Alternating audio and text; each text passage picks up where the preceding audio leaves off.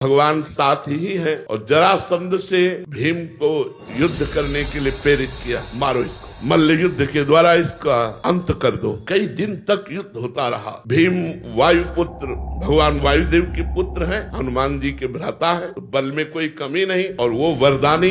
जरासंध कोई साधारण नहीं, 20,000 राजाओं को तो कैद किए था बलि देने के लिए। 20,000 राजाओं को भगवान से भीम जी ने कहा इशारे से कि प्रभु जरासंध की मार से मेरा रग रग टूट रहा है, मेरी वश नहीं कि मैं इसे मार सकूं। भगवान ने कहा प्रयास करके देखो, आप निराश मत हो। आखिरी दिन कहा, लड़ते लड़ते धीरे से हाथ से इशारा किया कि प्रभु मेरी बल की शक्ति खत्म हो गई, जरासंध मेरे द्वारा नहीं मारा जा सकता।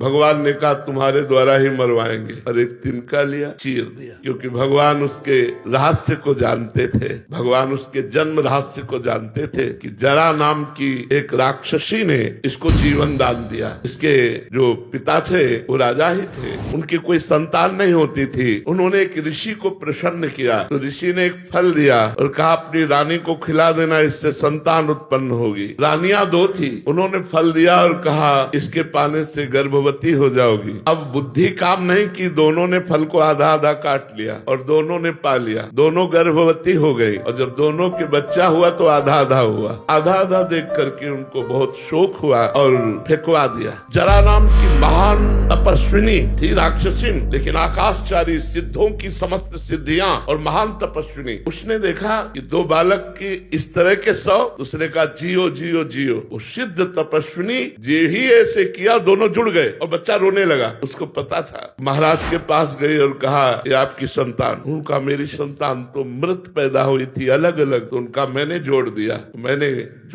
संधि माने होता है जोड़ना। जरा नाम की राक्षसी, उसने संधि किया, इसलिए नाम रखा गया जरासंध। तो भगवान उस रास्ते को जानते थे, भगवान ने उसको चीर दिया, एक तिनके को ऐसे फेंका। भीम को भगवान ने अब बल दिया, उठा के पटक दिया और तिनके की तरह चीर कर फेंक दिया। फिर भी वो जुड़ गया के भीम ने कहा प्रभु, तो प्रभु ने फिर उल्टा फेंका, तो दोनों शांत हो गए। तो जब भीम हार गए तब भगवान ने अपना बल दिया।